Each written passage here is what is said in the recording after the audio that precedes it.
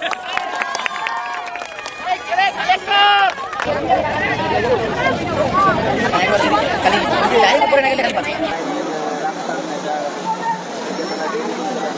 মূলত এইসব জিনিসকে বিভিন্ন ধরনের অনলাইন স্টোর থেকে মূলত পারচেজ করেছি। ঠাকুরগাঁয়ে মূলত এইসব জিনিসের কোনো আনাগোনাই পাওয়া যায় না।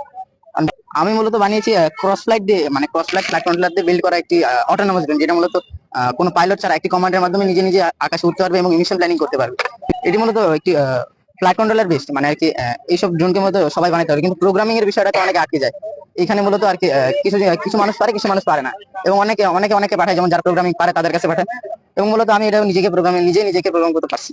আমি খুব গর্বিত যে আমার স্কুলে নবম শ্রেণীর একজন শিক্ষার্থী এই ধরনের একটা আবিষ্কার করেছে। 46তম যে আপনার বিজ্ঞান ও প্রযুক্তি সপ্তাহ, সেখানে সে তার প্রেজেন্টেশন উপস্থাপন করেছেন, এবং যারা এখানে দর্শক ছিলেন তারা মানে এত বেশি এটাকে পছন্দ করছে, বিশেষ করে আমাদের সাংবাদিক ভাইয়েরা, এনারাও এটাকে বেশি অ্যাপ্রিসিয়েট করেছেন।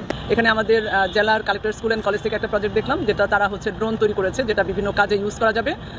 বাজারে যেসব এই যন্ত্রগুলো আছে সেগুলোর তুলনায় এই ওর উদ্ভাবিত বা ওর তৈরি ড্রোনটি যদি কস্ট ইফেক্টিভ হয়, যেটা আরও অনেক কাজে ইউজ করা যাবে, তাহলে অবশ্যই সেই বিষয়টিকে অ্যাপ্রিসিয়েট করা উচিত। জেলা প্রশাসন তাদেরকে নিশ্চিতভাবে সহযোগিতা করবে, এবং এটা আরও কিভাবে আমরা মানুষের কাছে সহজলভ্য করে তাদের কাছে দিতে পারি, সেই চেষ্টায় ওর যে চেষ্টাটা আছে, এখানে আমি অবশ্যই তাদের সহযোগী হব।